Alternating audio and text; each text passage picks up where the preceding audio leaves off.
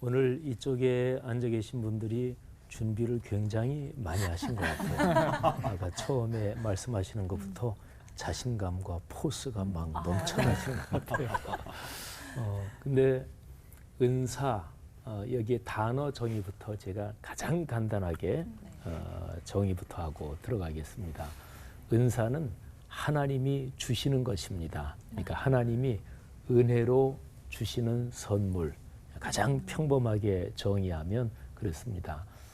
그 다음에 이제 은사에서 중요한 게 은사를 왜 주시느냐, 그러니까 목적이죠. 그러니까 하나님이 은사를 주시는데 목적이 있는데 목적은 두 가지입니다. 첫째는 그 은사를 주시는 그 사람, 은사를 받는 그 사람 개인에게 관련된 목적이고, 두 번째는 공동체, 그러니까 더불어 관련된 목적입니다. 그 사람 개인에게 관련된 목적은 그 사람 개인이 예수 그리스도 닮도록, 그러니까 그리스도의 성품 또는 그리스도의 충만한 그 분량까지 이르도록, 그래서 이제 그 사람에 대한 목적이 바로 이거지요. 그 다음에 이제 우리 기독교 신앙은요, 또 하나님의 관심사는 늘 공동체에 있다고 저는 생각합니다. 또 성경에 이런저런 구절을 봐도 그거는 명백하다고 생각합니다. 그러니까 하나님은 언제나 어느 개인에게 은사를 주실 때 그 사람의 성숙뿐만 아니라 그로서 그 사람이 있는 공동체 전체가 아름다워지도록, 또 하나님은 하나님을 명시적으로 믿는 사람들만이 아니고 하나님을 안 믿는 세상 모든 사람들의 아버지이시잖아요. 하나님이 창조의 주님이시니까 또 사람들뿐만 아니라 존재하는 모든 것의 선한 주인이시잖아요. 그러니까 하나님이 은사를 주실 때는 언제나 더불어 모두 함께 이면이 반드시 고려돼야 됩니다. 그래서 은사를 주신 목적은 그 사람 개인이 그리스도를 충만히 담는 그리스도의 성품이 이루어지는, 그리고 더 나아가서 그 사람이 속한 교회 공동체나 가정이나 사회 공동체나 우리가 존재하는 오늘의 세계가 아름다워지고 주님의 뜻에 따라 아름답게 변화되도록, 이게 이제 은사의 목적이죠. 은사를 주신 목적을 소명이란 단어하고 연관해서 생각해 볼 수가 있을 거예요. 근데 저는 소명이란 단어를 생각할 때마다 그 단어하고 비슷한 또는 연관된 단어 두 개가 더 생각이 납니다. 이게 근본적인 뜻은 다 공통된 분모가 있는데 근데 사실은 조금씩 다릅니다. 명자 돌림인데요. 소명, 그리고 사명, 그리고 따라할 줄 알았더니 맨 마지막 거는 따라하지 못하시네요. 소명, 사명, 그리고 순명.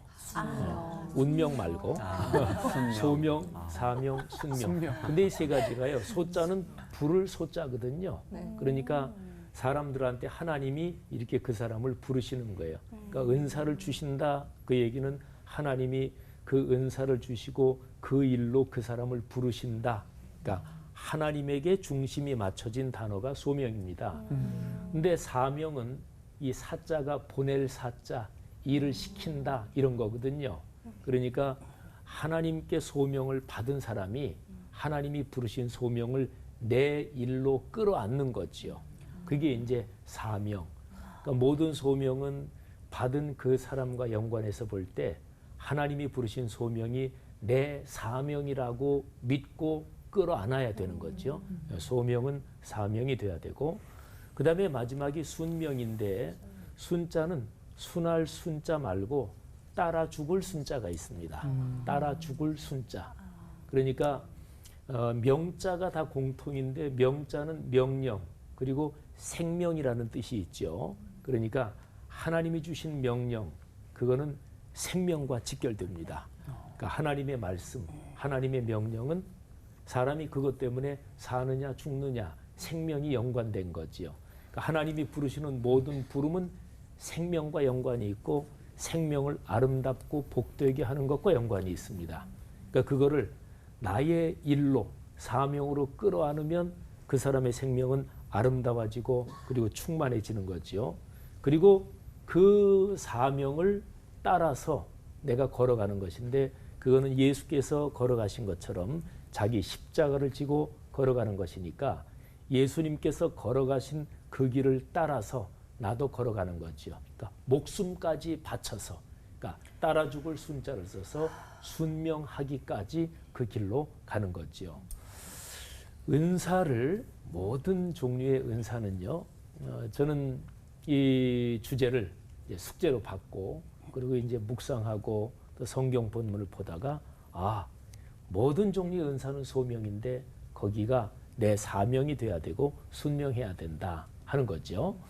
성경 사도행전 4장 마지막 부분하고 5장에 보면 자기가 받은 소명을 제대로 감당한 사람하고 그렇지 못한 사람, 그러니까 대조적인 두 부류의 사람이 나옵니다. 두 사람은 다 물질로 헌신했어요. 한 사람은 바나바라고 하는 이름으로 더 잘 알려진 요셉이라는 사람인데 요셉이 자기의 밭을 팔아서 헌금을 했습니다. 물질로 섬기는 은사도 받았고 또 남을 권면하고 위로해주고 세워주는 은사도 받으신 분이에요. 근데 5장으로 넘어가면 아나니아 삽비라 부부지요. 이 부부가 밭을 팔아서 헌금을 합니다. 근데 이 부부는 속이죠.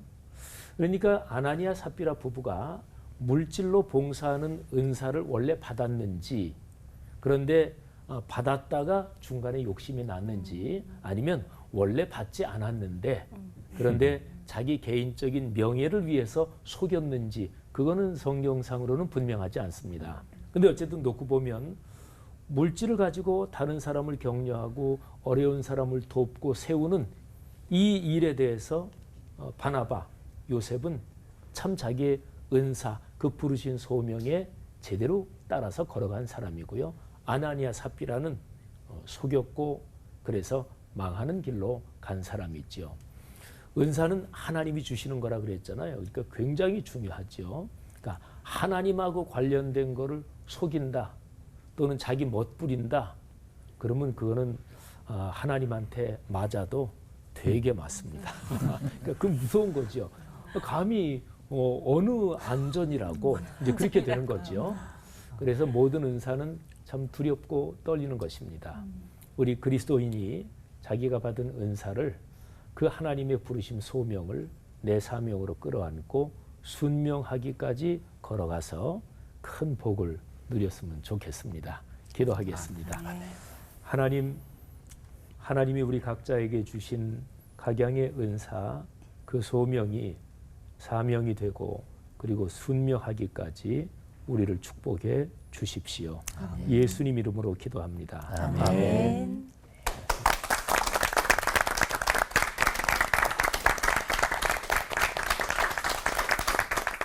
앞서 목사님께서 큰 그림을 다 그려주셨습니다. 은사와 소명. 사실 저는 은사라는 말을 신앙생활의 터를 닫기 전에 저희 집에 있는 고문서에서 왔어요. 귀장 전운이라고 할아버지가 물려주신 책이 있는데 아주 옛 우리 조상들부터 물려받은 거다 하고 주셨는데, 옛날 이제 관에서 일하는 사람들에게 그 말을 분명하게, 발음을 분명하게 하라고 주어진 귀장 전운이라는 책이에요. 그 표지를 넘기니까 은사, 물론 몰라봤죠. 나중에 찾아보니까 한자로 쓰여 있었는데 은사라고 쓰여 있어요. 무슨 말인가 찾아봤더니 옛날 임금님이 이제 나라 일을 보는 사람들에게 그 어법을 바로 잡아주기 위해서 만든 책에 이제 그 관원에게 내린 선물이었어요. 그걸 알고 나중에 이제 성경에서 은사를 만나니까 임금님이 주신 것이 은사이듯이 참으로 그건 하나님께 주신 거로구나 그러면서 모든 사람에게 다 은사가 주어졌다, 그런 생각을 가지게 되었습니다. 신불신 간에 말이죠. 그러니까 그걸 어떻게 쓰느냐가 이제 문제겠죠. 소명도 마찬가지입니다. 하나님께서는 모든 사람에게 은사, 그 재능을 주셨고 또 모든 사람을 다 부르셨습니다. 부름에 순종하느냐 순종하지 않느냐, 그걸 사명으로 만들고 순명하느냐 안 하느냐, 이제 그게 문제가 아닌가 싶습니다. 그런데 우리가 이제 은사하면 오늘 이제 교회 분위기에서 좀 문제가 되는 것은 너무나 협의적으로만 생각하는 것 같아요. 광의적인 면이 있고 협의적인 면이 있는데 은사하면 맨 먼저 떠오르는 거 혹시 뭐가 떠오를까요? 대부분의 교인들에게 은사하고 말하면 방언 그렇게 이제 말하는 분들이 많아요. 근데 그 매우 협의적인 생각이죠. 성경에도 보면은 고린도전서 12장에 그런 소위 이제 영적인 은사들이라 해서 이제 열거된 게 있고요. 그리고 로마서 12장에 약간 이제 직분적인 그런 은사들이 나와 있는 것을 볼 수가 있습니다. 은사는 협의적인 면으로 광의적인 면을 해석할 수가 있어요. 이게 어느 면에서는 모든 사람에게 은사는 주어져 있다 이렇게 볼 수가 있는 것입니다. 방언에서 끝나지 않냐고 또 인기 있는 은사가 있어요. 신유. 우리 한국인들이 너무나 좋아하는 게 방언, 신유 이런 쪽에 이제 가는 것 같아요. 그러면서 방언 좀 하고 뭐 신유 은사를 행사한 다음에 저분은 영적인 은사. 사실 저는 목회하는 내내 그런 면에 좀 처져가지고요. 핍박을 많이 받았습니다.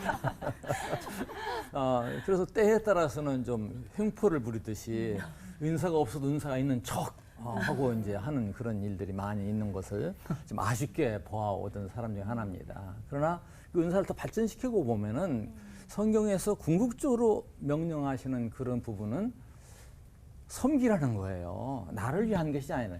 나를 위한 물론 있죠. 아까 말씀하신 대로 나의 그 발전, 하나님께 더 나아가는 그런 면이 있습니다만은 주신 목적은 그걸 나를 위해 쓰는 것이냐, 이타적으로 쓰느냐. 그런 문제죠. 섬김, 하나가 되게 하는 거. 그런 데 쓰도록 되어 있는 것이죠. 그러니까 은사는 방언이나 신유를 넘어서 오히려 더 아름다운 것은 섬김이고, 나누는 것이고, 더 나아가서 사랑이죠. 이 고린도전서에서 말씀할 때 더 큰 은사를 사모해라고 얘기 있어요. 더 큰 은사를 사모하라면서 그 다음에 나오는 것이 유명한 고린도서 13장 뭐라고 그러나요? 사랑장이라고 말하죠. 그러니까 가장 큰 은사, 사랑도 은사에다가 분류해서 놓고 있다. 좀 말이 안 맞는 것 같습니다만은 성경은 그렇습니다. 바울 사도의 논리는 그렇습니다. 그러니까 결국은 좀 협의적인 생각에 빠져 있지 말고 좀 광의적으로 생각했으면 좋겠고요. 소명도 마찬가지입니다. 아주 협의적인 면 생각할 수 있고 광의적인 면, 협의적인 면에서는 항상 주 안에 있는 데서만 찾으려고 그래요. 사람마다 누구나 부름을 받았고 비록 주 밖에, 교회 밖에 있어도 자기의 소명에 충실한 이건 인정받고 안 받고는 하나님 앞에 해결할 문제가 되겠습니다만은 그런 면이 없지 않아 있습니다. 주일마다 설교를 하고 전도를 하고 기도를 해도요. 목적이 자기 자신에게 있다고 하면 그건 사람의 일이에요. 자기가 돈 벌고 먹고 살려는 건 사람의 일이에요. 비록 시장 골목 구석에서 콩나물 국밥을 비비고 있더라도 나는 이 일을 통해서 많은 사람들을 섬기고 이 일을 통해 하나님을 기쁘게 할 거야 하는 마음으로 일한다면 그게 하나님의 일인 것이죠. 바울 사도가 특히 방언에 대해서 말씀할 때 고민했던 것은 자기 방언 은사를 받은 사람들이 자기를 드러내는 어떤 우월감적인 면에서 사용하려고 할 때 굉장히 가슴 아파하는 그런 말씀을 고린도전서 14장에 열거해 주고 계시잖아요. 이거는 중요한 것은 내가 지금 하나님의 일을 하고 있느냐 사람 일을 하고 있느냐 내가 받은 은사를 어떻게 활용하고 있느냐 저 자신은 그림의 은사를 받았다고 생각을 했어요. 사실 그걸 평생 동안 사용을 했습니다.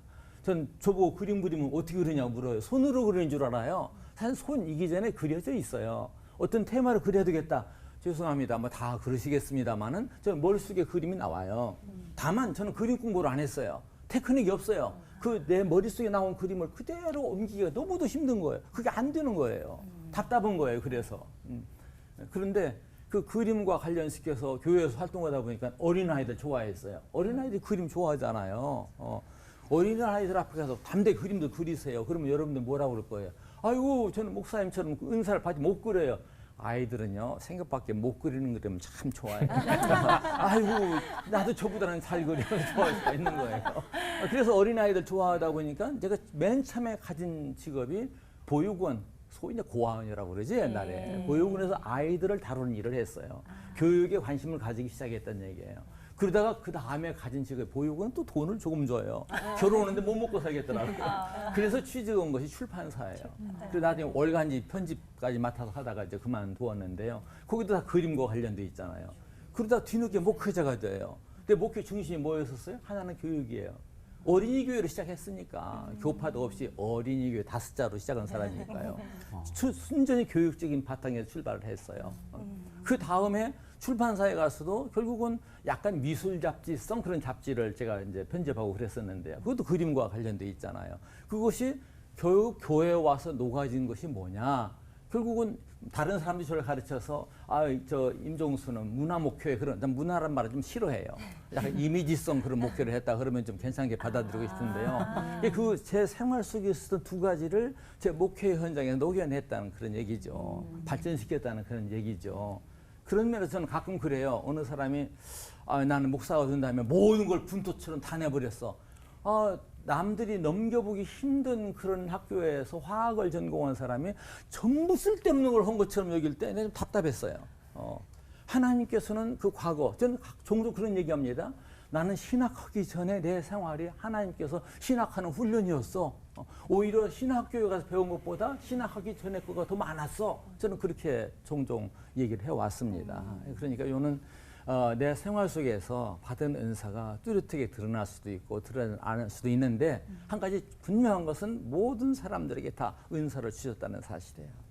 모든 사람을 하나님께서 부르고 계신다는 사실이에요.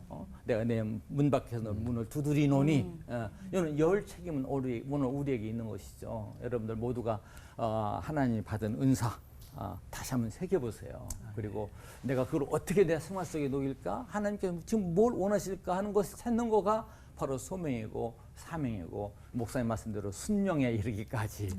순령이라면 아까 목사님 설명하셨습니다마는 옛날 높은 사람을 따라 죽이는 것도 순장이라고 그래요. 따라 죽이는 거, 산채로 묻어버리는 거. 바로 그 순자예요. 따라 죽는 순자가. 그러니까 우리 모두가 은사를 받았다는 사실, 탤런트가 있다는 사실, 달란트도 있다는 사실, 모두가 그 사명을 부름받았다는 사실을 여겨서 생활 속에서 요는 구분을 없고 하나님 일이냐 사람 일이냐 이걸 따져서 충성하시는 우리 모두가 되었으면 참 좋겠습니다. 아멘. 기도합니다. 아멘.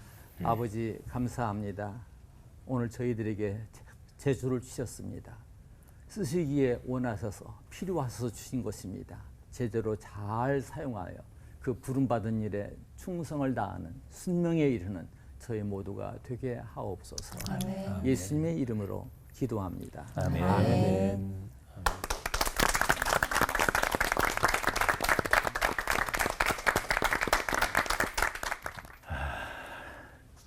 제가 고등학교 국어 선생 출신이잖아요. 네. 근데 이분 설교를 들으면서 국어 선생님 해도 잘했겠다고 단어 설명을 어떻게 그렇게 잘하는지. 또 우리 임 목사님을 통해서 어린이들을 사랑하는 그 열정과 따뜻한 마음이 지금도 느껴지는 것 같은 느낌이 듭니다. 오늘 세 마디를 하고 싶습니다. 첫째는 우리 모두 다 사명자라는 거죠. 예수 믿는 사람이든 안 믿는 사람이든 적어도 이 세상에 태어난 모든 사람들은요. 세상에 자신의 인생을 계획해서 이 세상에 온 사람은 아무도 없을 겁니다. 하나님이 내 인생 분명히 내 것이라고 생각할 수도 있는데 나만은 의논 한마디도 없이 나를 당신 마음대로 빚어가지고 당신이 정한 시간 속에다가 당신이 정한 한 남자와 여자의 몸을 빌어서 이 땅에 미국도 아니고 한국 땅에 바로 이 시대에 나를 보내셨다는 거죠. 그냥 보내신 게 아니라 아무런 목적 없이 분명히 목적이 있어서 나를 이 시대에 이런 모습으로 아까도 말씀 주셨습니다마는 달란트 혹은 은사, 선물을 주셔서 일할 수 있는 은사, 선물을 주셔서 보냈다는 겁니다. 이런 점에서 볼 때에 성경에서 말하면 우리 모두는 다 사도라고 말할 수 있다는 거죠. 사실 성경에 나오는 사도들만 사도가 아니라 이 세상에 태어난 모든 사람들이 어떤 의미에서는 사도라는 거죠. 첫 번째 꼭지는 이렇게 맺습니다. 사명자가 따로 있는 게 아니다. 우리 모두가 다 어떤 의미에서 나 밖에는 할 수 없는 어떤 사명을 띄워서 그리고 그 사명을 감당할 수 있는 은사와 자원을 동원해서 우리를 보내주셨다는 사실이죠. 그래서 두 번째 꼭지는 바로 이겁니다. 사명자에게는 꼭 필요한 은사를 반드시 주셨다는 겁니다. 안 받았다고 말할 수 있는 사람은 아무도 없다는 거예요. 로마서 12장 3절 이하에 보면 각 사람에게 나누어 주신 믿음의 분량대로 나누어 주셨어요. 지혜롭게 생각하라. 로마서 12장 6절 상반절에 은혜대로 받은 은사가 각각 다르니. 고린도전서 12장 4절 이하에 은사는 여러 가지나 성령은 같고. 고린도전서 12장 31절 상반절 너희는 더욱 큰 은사를 사모하라. 아까 이 목사님 말씀하셨던 것처럼 그게 사랑이라는 거죠. 사명이라는 게 뭘까? 구체적으로 나의 사명은 뭘까? 나는 뭘 위해서 살아야 하는가? 이 질문 앞에서 사람들이 참 많이 고민을 해요. 근데 이 질문에 대해서 아주 명쾌하게 대답해 준 사람이 있습니다. 유명한 흑인 앵커였던 오프라 윈프리라고 하는 사람이 사명은 무엇일까 하는 것에 대한 문장이 참 재미있는 문장이 있습니다. 첫째, 남보다 더 가졌다는 것은 축복이 아니라 사명이다. 둘째, 남보다 아파하는 게 있다면 고통이 아니라 사명이다. 셋째, 남보다 설레이는 것이 있다면 망상이 아니라 사명이다. 넷째, 남보다 부담되는 게 있다면 강요가 아니라 사명이다. 남보다 많이 가진 게 있습니까? 많이 배웠어요? 돈이 조금 더 많아요? 그걸로 끝이에요?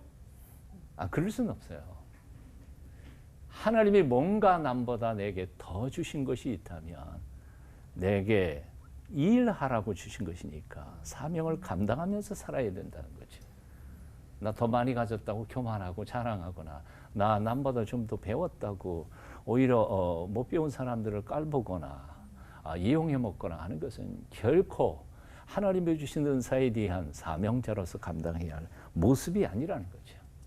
사명을 버린 일꾼을 우리는 그렇게 말하잖아요. 길 잃은 정식이라고 말하죠. 혹시 남보다 더 아파하는 문제가 있습니까? 육체의 고통이든지 인간 관계의 고통이든지 재물을 잃어버린 어려움이라든지 여하튼 남보다 더 아파하고 괴로워하고 고통스러운 일이 있다면 어쩌면 그것도 사명일 수 있다는 거죠. 왜냐하면 아파본 사람만 아픈 사람을 위로할 수 있는 거니까요. 이혼의 아픔을 절실히 느낀 사람만 이혼한 사람을 위로할 수 있는 거니까요. 독자를 잃어버린 사람만 바로 독자를 잃어버린 사람을 위로할 수 있는 거니까요. 사업에 쫄딱 망해본 사람만이 사업 망한 사람을 찾아가서 위로할 수 있는 거예요. 과부 사정은 과부가 한다고요. 남들은 번쩍만척 하는데 내 눈에 자꾸 띄는 게 있다면 그것은 사명이라는 거죠. 선교만 생각하면 가슴이 뛰는 사람이 있어요. 선교가 사명이죠. 고아들만 보면 가슴이 뭉클해지고 아프는 사람이 있어요. 고아가 사명이에요. 연세 많으신 어르신들 건널목 가는데 2분이면 신호가 꺼질 텐데 조금 걸어서 3분, 4분, 와 저러다가 다치시겠다. 그래서 그게 눈에 보이는 사람은 가서 팔짱 끼고 같이 모시고 갈 사명이 그에게 있는 거죠. 내 가슴에 느끼는 거, 보이는 게 내 사명이라는 거죠. 결론 얘기하면 이런 거죠. 축복 속에서 사명을 찾아. 고통 속에서 사명을 찾아라. 내 가슴의 열정 속에서 그리고 눈에 보이는 것에서 사명을 찾아라. 사명은 멀리 있는 게 아니다. 가까이 있는 것이다. 내 마음에 있는 것이다. 마지막 세 번째는 축복을 위해서 살지 말고 사명을 위해서 살자는 거죠. 하나님이 주신 은사들, 탤런트를 복을 만들어 가려고 행복하기 위해서 쓰는 사람들이 너무너무 많습니다. 근데 행복하려고 그걸 쓰다가 보면 진짜 행복해지지도 않아요. 본래 그 달란트 은사를 주신 하나님의 명령하신 사명을 감당하다가 보면 행복은 저절로 따라오는 것이 바로 하나님이 우리에게 주신 원리인데 우리는 거꾸로 산다는 거죠. 그래서 한경직 목사님이 찾아간 아까 새까만 후배 목사한테 이렇게 말씀하셨다는 말씀이 아직도 기억나죠. 목사님, 예수 잘 믿읍시다. 목사가 예수 잘 못 믿어요. 목사 목회 정말 정신 똑바로 차려서 하지 않으면 목사가 목회하고 지옥 갈 수도 있다는 생각이 들 때가 있어요. 가끔. 신앙생활, 예수님을 잘 똑바로 믿어야지. 입으로는 혼자 잘 믿는 것 같은데 실제 삶이 엉망이라 지옥 갈 수도 있다는 거죠. 복 때문에 살지 말고 사명 때문에 살다가 보면 하나님이 허락하시고 하나님이 원하시면 복도 주실 수 있다는 것이 바로 우리에게 주시는 주님의 명령이 아닐까. 신명기 34장 7절의 말씀에 보니까 모세의 죽음에 대해서 이렇게 기록했더라고요. 모세가 죽을 때 나이 120세였으나 그의 눈이 흐리지 아니하고 기력이 쇠하지 아니하였더라. 곰곰이 생각해 봐요. 눈도 흐리지 않았어요. 기력도 쇠하지 않았어요. 근데 죽었어요. 왜 그런 거예요? 우리는 흔히 죽는다 그러면 기력이 쇠하거나 또는 병들어서 죽거나 그런 걸로 생각하는데 눈도 뭐 잘 보여요. 근데 기력도 쇠하지 않았어요. 근데 죽었어요. 이유는 간단해요. 하나님이 주신 사명이 끝났으니까. 저는 기도가 있어요. 그리고 우리 교인들을 향해 항상 축복하는 게 있어요. 병들어 죽지 말고 늙어 죽지 말고 마지막 순간 뜨는 순간까지 뛰고 달릴 만큼 건강하게 하나님의 영광을 위해서 사명을 감당하다가 사명이 끝나서 죽는 사람들이 되시기를 축원한다. 아멘. 그렇게 되시기를 축원합니다. 아멘. 기도하겠습니다. 사명을 주고 우리를 세상에 보내주신 아버지 하나님, 그 사명을 깨달을 수 있는 지혜와 그 사명을 온전히 완수할 수 있는 믿음과 용기와 능력을 주시옵소서. 아멘. 예수님의 이름으로 기도합니다. 아멘. 아멘.